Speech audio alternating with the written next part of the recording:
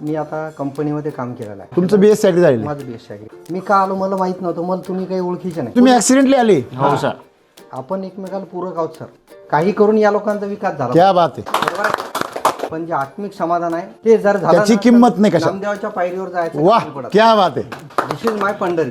दिस is एक number. He is also Vitthal. आपण काय म्हणतो सर, आता माझ्याही तोंडामधून आलं 2 सेकंद अगोदर जनावर. आपण काय सर, आपली मानसिकता एवढी खराब झालेली आहे. बरोबर बरोबर. आपण यांना जनावरच समजतो. सदस्य समजत नाही घरातले. करेक्ट. आम्ही हेच सांगतो.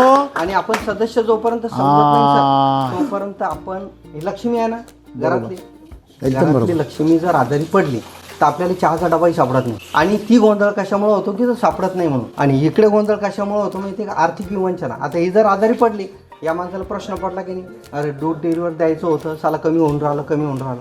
आपलं म्हणणं कसं आहे की तुम्ही त्यांना सदस्य समजा, जनावर समजू नका. माझी नम्र विनंती आहे. तुम्ही मातीला आई समजा आई समजा आणि तुम्ही गाईला आई समजा.